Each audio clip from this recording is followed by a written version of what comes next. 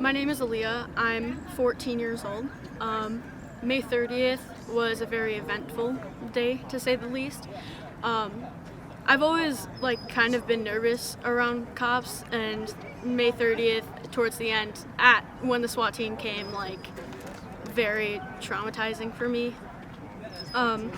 So how it started, how I found out about it was my friend Jade was posting about it on Snapchat, and she was posting about the peaceful protests and everything, and I was like, okay, I've never been to one of these before.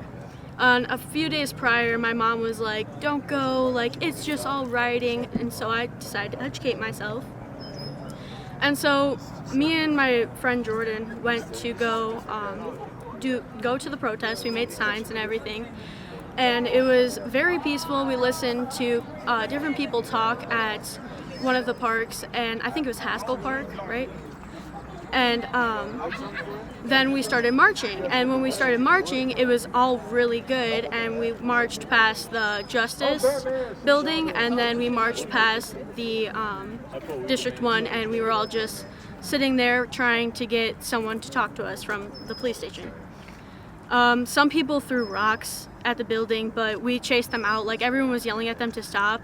The cops never came out and told us to leave, but they later posted on Facebook after they brought the SWAT team in, or it was either Facebook or Twitter, that they peacefully asked people to leave. They did not ask us to leave at all.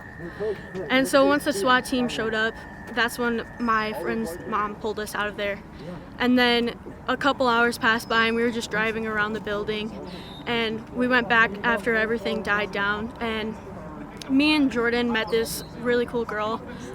We don't really talk that often, so I'm not going to say her name, but we were walking up the sidewalk with her, and the SWAT members with the police were making jokes of the protesters, and they were these two African American girls that were 9 years old, and they were walking across the field with their hands up because they were trying to go home, and the SWAT team was pointing their lasers and lights and their tear gas guns at us and stuff, and they were yelling at us to go home or else they're going to start charging at us. And one of the police officers actually did try and see what the girls were all about, and it just broke my heart. I'm just so sick of having to be worried about my friends and my family who are black and of color, and who are gay too, especially because instead of a normal person that says see you later, I have to tell my friends to stay safe. And it's hard to tell your friends to stay safe because you don't know when you're gonna see them again. I hate feeling like that, and I don't want anyone else to have to grow up like that. And all the older generations, this was their fight. I shouldn't have to be fighting this right now, but I'm going to make sure that this is the last time anyone has to do this for Native Americans and people of color in general.